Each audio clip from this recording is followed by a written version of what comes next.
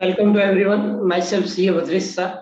आज का जो ये वीडियो प्रेजेंटेशन है, make sure that your loan is link with repo rate.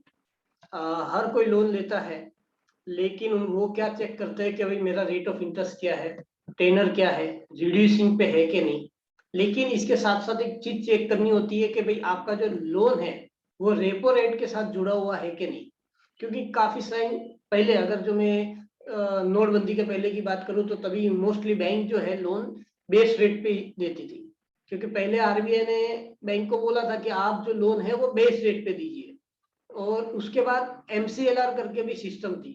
तो क्या था, बैंक जो है लोन बेस रेट पे देती थी। बेस रेट साल में एक आध बार चेंज होता था, वो भी 5-10 पैसा चेंज होता था। उसके बाद जो होता है एमसीएलआर जो होता था, कई बैंक एवरी क्वार्टर चेंज करती थी, कई बैंक हाफ ईयरली चेंज करती थी, और जिसमें 25 से 30 पैसे का फर्क होता था। तो अगर जो आपका किसी भी तरह का लोन जो बेस रेट पे होता था तो 5 या 10 पैसा चेंज होता था, वो भी साल में एक बार। और एमसीएलआर में होता था तो 25-30 पैसा चेंज होता था, depend upon the repo rate जो RBI time to time change करती है। और वो क्वार्टरली या हाफ ईयरली होता था। तो जिसको बेस रेट पे लोन मिला है या बेस रेट पे जिसने कंटिन्यू किया है, उसको कम फायदा होता था कंपेयर टू एमसीएलआर। तो आरबीआई को काफी टाइम ऐसा लगा कि जो बैंक है अपने हिसाब से कस्टमर के साथ कुछ भी तरह का व्यवहार करती है, और जो उसको रेट का जो इंटरेस्ट रेट का पास ऑन होना चाहिए जो बेनिफिट, क्योंकि आरबीआई जो होता है काफी सारे फैक्टर देख के इंटरेस्ट रेट को बढ़ाता है या कम करता है, means repo rate, reverse repo rate. लेकिन बैंक जो है उसका फायदा कस्टमर को पहुंचाती नहीं है, ड्यू टू ऑल सब type of technical thing like base rate है, एमसीएलआर है।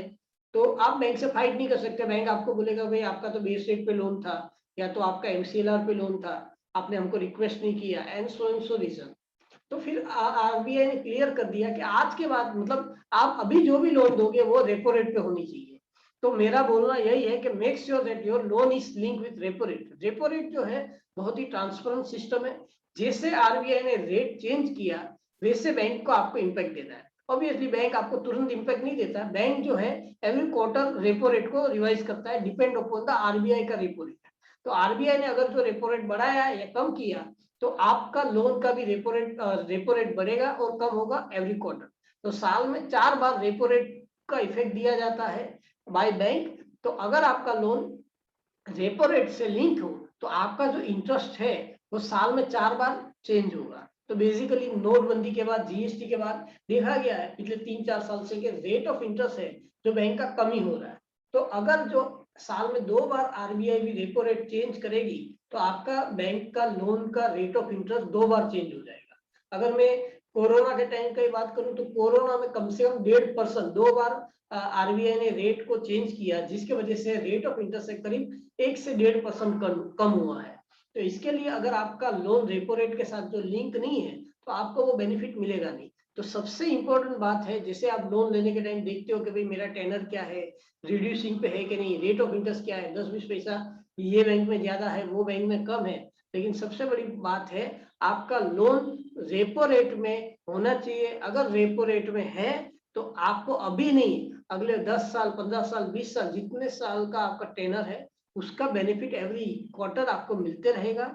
और बैंक जो है उसको कंपल्सरीली आपको वो इंटरेस्ट का बेनिफिट पास ऑन करना पड़ेगा, क्योंकि ये बहुत ही ट्रांसपेरेंट सिस्टम आरबीआई ने बैंकों को फॉलो करने को लिए बोली है। तो मेरा यही सबको रिक्वेस्ट है कि आज ही आपका लोन रेपो रेट पे है कि नहीं बैंक में जाके आप चेक कीजिए। अगर नहीं है तो उसकी नॉर्मल फॉर्मेलिटी होती है, बोरोवर को सिर्फ सिग्नेचर करनी होती है पेपर पे और फॉर्म पे। और कई बैंक थोड़ा मामूली सा चार्जेस लेती है, लेकिन जिससे वजह से आपको लाखों रुपए का इंटरेस्ट जो है वो सेव हो सकता है। तो make sure that your loan is link with repo rate. Signing off, thank you very much, C A Badresh.